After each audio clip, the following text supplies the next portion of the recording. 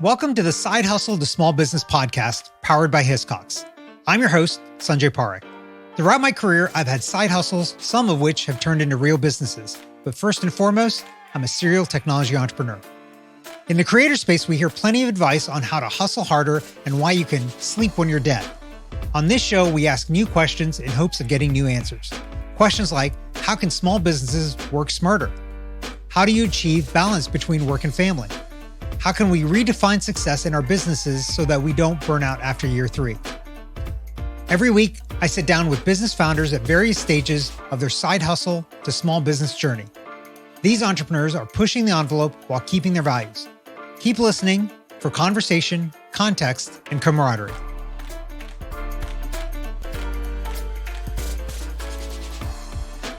Today's guest is Bonnie Conrad, a longtime entrepreneur and now social media strategy expert at Innately. In 2022, Bonnie founded Second You, an online business management company focusing on crafting social media content and campaigns, email marketing, graphic design, and optimizing blog writing. Bonnie, welcome to the show. Hi, thank you so much for having me. I'm excited to chat with you. So am I. I'm excited to have you on. It's always great having folks that have done marketing because it's always great advice for our listeners. But before we get into marketing and marketing advice or anything else like that, give us a little bit about your background and what got you to where you are today. Absolutely. So I'm a military spouse and I've been through about 14 years, about 7 moves. I got about 10 years in and got sick of quitting my job because every time we move, I'm always the new person. And with lots of years of experience and being the new person, it gets frustrating. So I decided about 2018, I decided I'm going to work for myself. And I actually was a builder. So I would build furniture, like huge tables, entryway tables, huge, pictures, just personalized stuff because we were in a very secluded location. I became known as like the craft store of the desert, and I loved it. I loved owning my own business. I loved servicing the community. But what I didn't love was figuring out how to share my business online in a way that people thought, okay, well, she's better than the other person, and to elevate myself. And that's when I really started digging into marketing, and then specifically digital marketing, because it's just kind of the way of everything.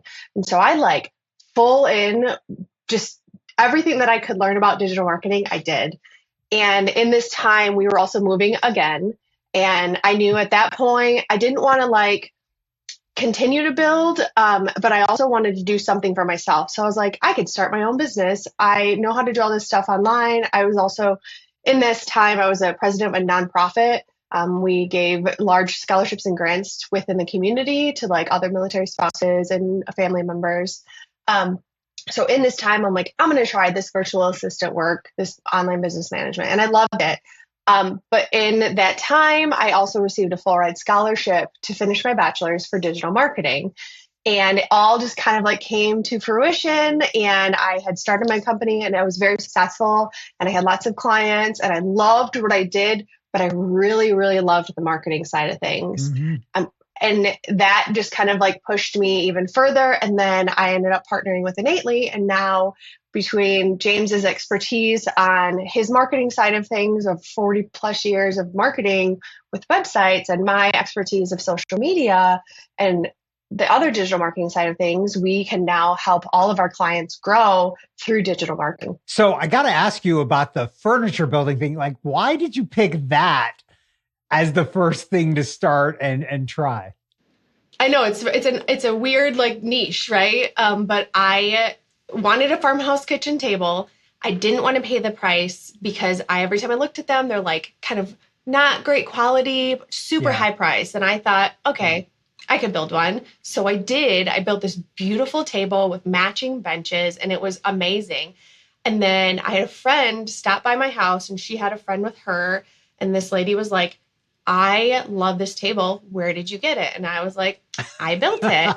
And that's how my business blossomed. It was called I Built This Workshop, because I would build these things and I would sell them. And I had so many people come up to me and they're like, did your husband build this? And you painted it? And I'm like, no, I built this. And so it really just grew really rapidly because we were in such a secluded location. I mean, the closest big box store was 45 Oh, minutes wow. away. So there really wasn't a lot of options. So when it came to like me launching products, it was, I would launch and it would sell out within an hour. It was Wow. fast. And if you didn't get on there, it was great, but it was in the middle of the desert. So when it's 110 degrees outside and I'm in the shop, like cutting and sanding, I was like sweating. And so it was definitely a time for a change. I loved it. And I still do build, just not as a business Right. anymore. Yeah. Super, super interesting. So, you hadn't built stuff before, I take it, right? Like you just figured it out as you went. Yeah, I had never built before. I'm super like engineer brain wise of like spatial recognition. And so, and my husband loved it because it was very easy for him to buy me presents. He would just give me new saws or new sanders or like any tools that I was looking at.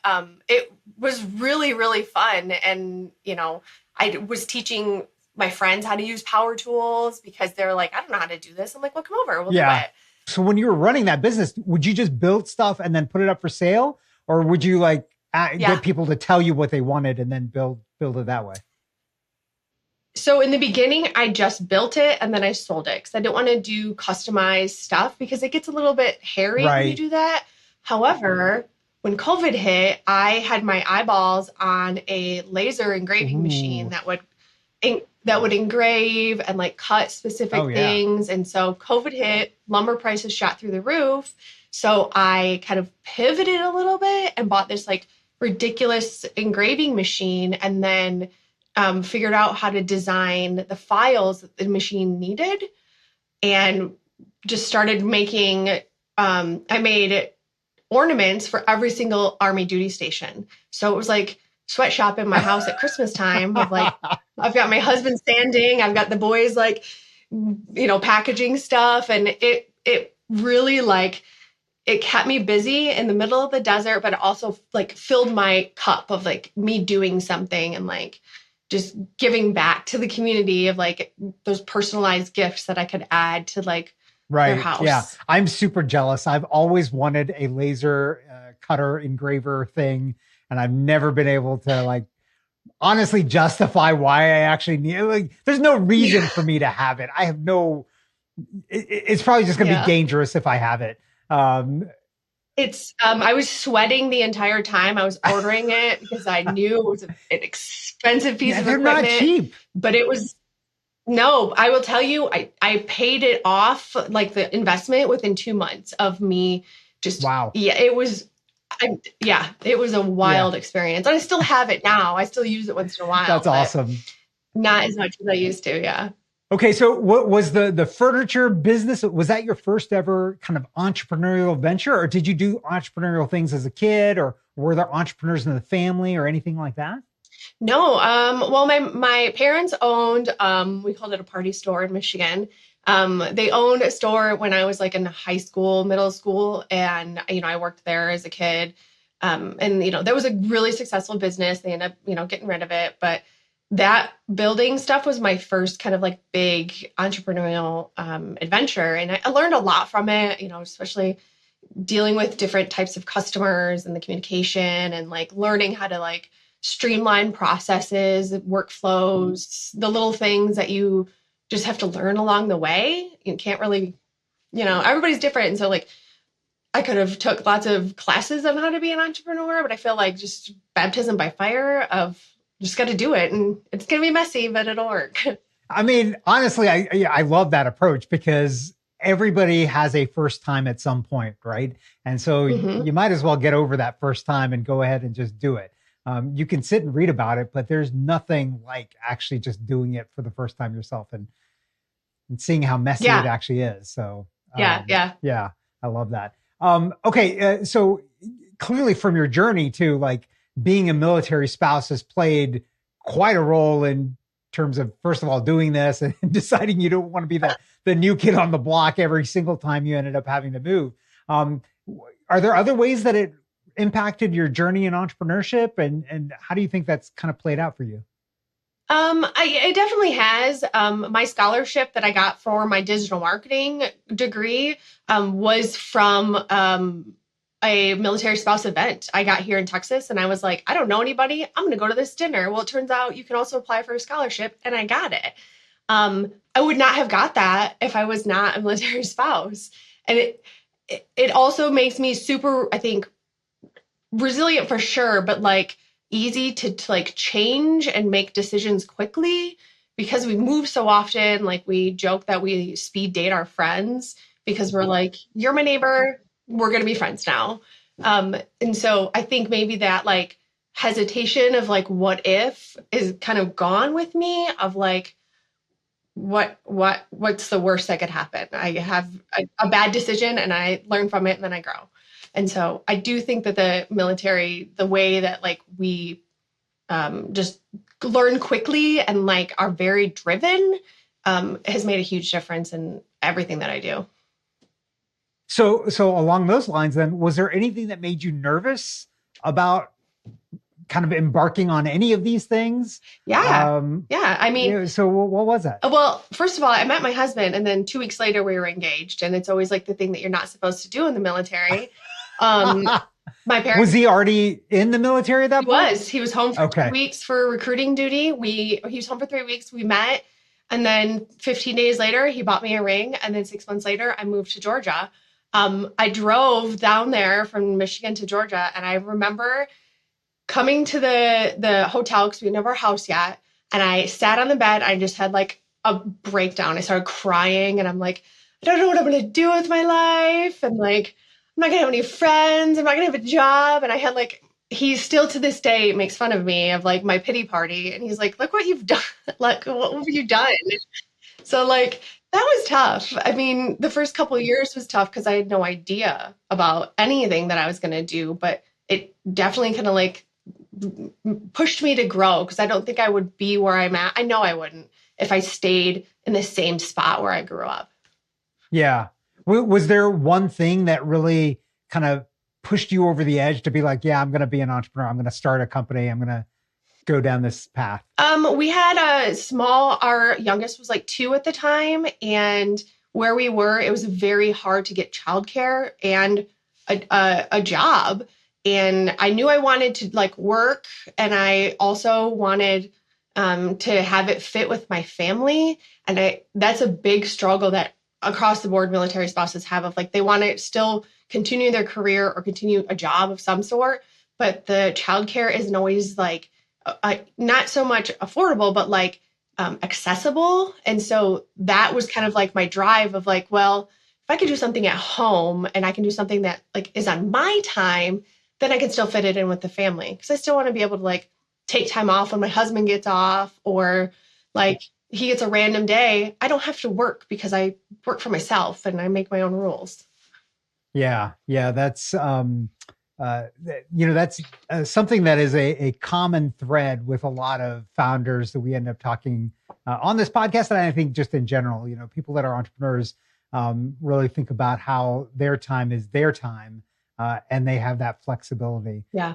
Is there, so let's switch on to the other side of flexibility, which is the stress and demands of having a business and then balancing them with family life. Like, yes, we do have flexibility, but sometimes there are demands on us. And, being the person at the top means it stops with you. And so how do you balance those things for yourself? I'm really great with time blocking my schedule. So even though I do work from home, I still scheduled myself personally on a daily basis of, from this time to this time, this is what I'm going to do. And then from this time to this time, this is what I'm going to do. And I also make sure I'm putting those coins in the family bucket. Like if the kids are home, I am paying attention to them. I am doing stuff with them and I am detached from my business. I don't like, try to mix. I don't try to like work while I'm with the family unless it's like an emergency. And there's no emergencies in marketing. So like, I think it's important. It is hard in the beginning, especially as like a new entrepreneur. You want to say yes to everybody and you want to make everybody happy, but you don't have to say yes to everybody. If they don't mix with you, or if it's not your target audience, and you can say no, I don't think we fit very well. And, I think that is a big, like, power move for yourself to give yourself that time. Yeah. Let's drive down the path of you kind of moving into digital marketing. So you got really lucky. You went to a dinner. You decided to say yes to the dinner. Yes. Got the scholarship. Got to go do all of that stuff and then start your own thing.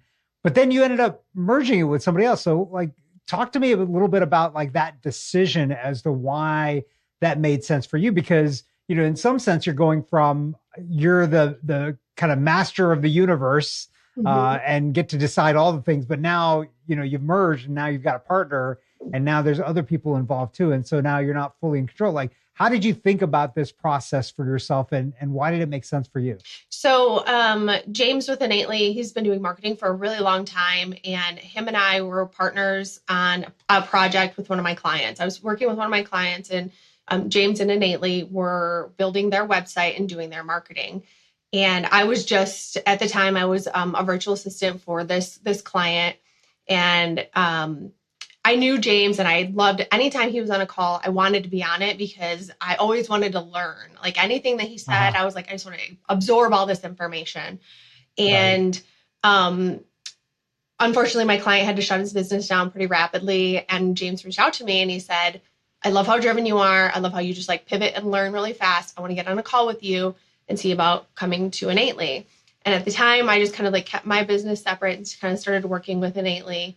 But I joke that it's like a paid internship because I really learned so much from him. But he said to me, he said, you really stuck out to me because I've been doing this for a really long time. And we were on a call and I made a statement and you looked at me square in the face and said, that sounds stupid. And he's like, I appreciated your honesty, but like your willingness to give your opinion. And so in January this year, I was like, struggling with like my website because I'm not a website developer at all. And I don't claim to be. And I wanted to grow at that point. But James has Innately's been around for about 12 years now. He has the back end of all the business stuff. He has all of that built and I don't. And so it really kind of was a no-brainer of me just kind of like merging because he's got the business is already set up. I'm just like an addition to the business. And I love working with him. So, it was a no-brainer for me. It really wasn't a hesitation at all to like do that. Yeah. Since you've moved around so much, are you in the same geographic location as him and the rest of the team, or are you separate? No. So our team is kind of all over the place. I am in Mountain Time. He's in Pacific Time. So it's not too big. But we love hiring military spouses because they're responsible and they're nice. And there's two things you can't really teach anybody. And so I love, hiring my fellow military spouses. And we have one that's in North Carolina. We have one that's in the UK. So we're all over the place. There's some in Tennessee and Michigan. So our team is just kind of all over the place. Right. Oh, so interesting. Yeah. And then having somebody in the UK, like that span of time, does that present challenges in terms of coordination because of the time differences, or how do you guys deal with that? No, she's actually really good about it. Usually we meet 9:30 on like Wednesdays or whatever. And it's about 4:00 her time. She actually also homeschools her boys. So she's a little bit more flexible. I know her because of previous duty stations homeschooling our kids. So I knew she was responsible. So she does really great about the communication and coordination of like the time difference. So it's never been an issue. Yeah. Yeah. So how big is the team now at Innately? We're about 10, 15 people now. Okay. And it ranges. Sometimes we bring in others to help us with certain projects that if we're not the expert in that, we know somebody who is. So that's great. Is there any technology or apps or systems that you guys use to either help yourselves kind of manage the business and kind of your projects, or kind of for the team overall that you would recommend? So we definitely, we use a ClickUp for like project management stuff, and we love it. It's very easy to use. It's very streamlined, communication wise. Slack, we love Slack. And I can turn my notifications off. So Nikki in the UK, when she's messaging at weird hours of the day and vice versa, we're not getting pinged at 3 a.m. Right. Yeah. Right. Yeah. Yeah, that makes sense. Yeah. Okay. Last kind of couple of questions, kind of retrospective questions now. Okay. If you could go back in time and do something differently, what is that? Be it buy the laser engraver earlier or what? What would you think of? I definitely would share more of my experience and what I've done and how I did it. I hear that a lot of like, when I'm like, oh, well, I own my own business and I kind of work from home. I hear that like, how did you do that? I think I would kind of share my journey a little bit more as I was going through it, because I feel like that's an inspirational type of thing of like, you never know if I can reach one person with my story, then I feel like I've succeeded. And so I think sharing that along the way and like the struggles that I'm going through in the moment would be really powerful. Yeah. When did you realize that you should have been doing that and weren't doing that? Probably like 6 months ago. Okay. Yeah. And in the building, I feel like I didn't share a lot with that. And maybe thinking about that now, I think I would have shared more of like my building process and how I built those things and how I like did the measurements and how these two things go together, because they're not just like nailed together. They're like using a biscuit joint and like, what is that? And like those things, I think I wish I would have shared more when I was building. Yeah. I think that's a particularly hard thing for entrepreneurs though, because you just want to get to the thing that you want to do. Yeah. Right. And you don't want to talk about the thing. I've experienced that when I was a first-time entrepreneur too.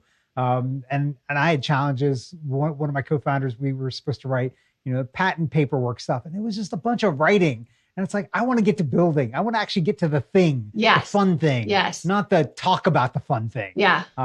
So that's, I think, a challenge. But how do you think about that then for yourself? Since you're saying like, hey, I wish I would have done this. Like, why would, what's the motivation to do that instead of doing the thing? Yeah. Talk about the thing instead of doing the thing. My biggest goal when I like started the digital marketing was I wanted to help other fellow spouses, like in the, military spouses who have decided to like start this entrepreneurship, this journey. I wanted to share with them how you market yourself in a way that is, that's targeting your audience, that's sharing your message, that's going to get, stop the scroll. It's going to like really get what you need out of your marketing instead of the just like, I have this, come buy it. Like teaching them how to like do that, because if you're really good at one thing, you might not be great at marketing, and that's okay. But like, I wanted to be, and I still do want to be their marketing like brain. And so my whole goal is to like build that up. Yeah. Yeah. Interesting. Okay. Kind of last 2 questions here.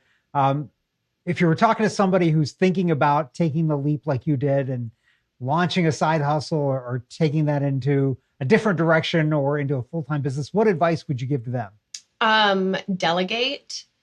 I know it's scary at first, but know that like if you lead your team correctly in a way that is supportive, you are going to get more out of what you want versus trying to do everything yourself, because you can't. If you really want to grow, you can't. And I think being honest with yourself about that, of like, if I could do this, I could do my email, I could do my social media, I could do my everything.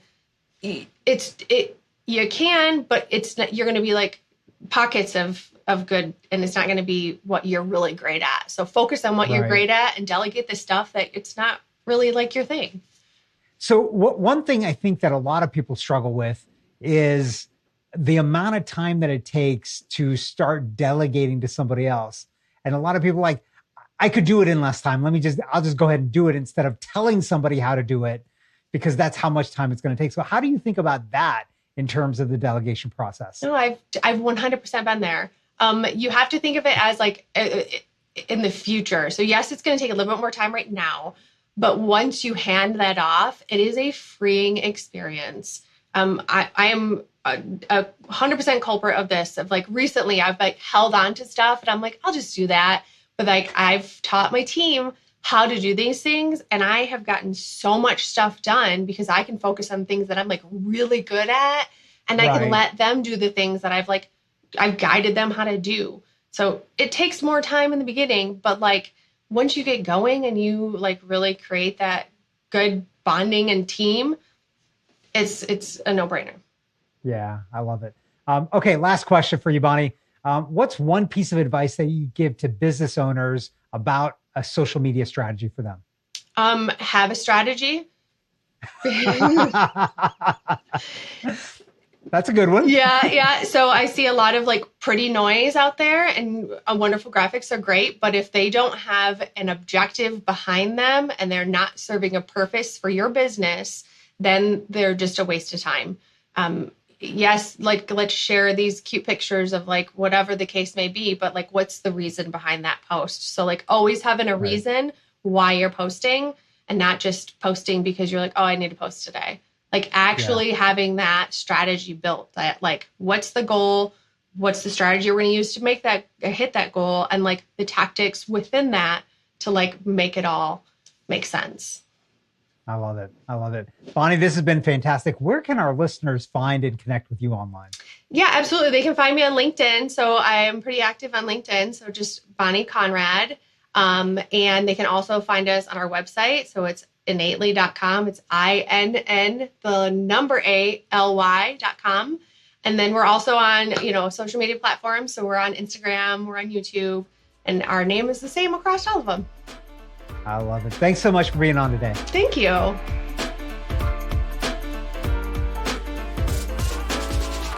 Thanks for listening to this week's episode of the Side Hustle to Small Business podcast, powered by Hiscox.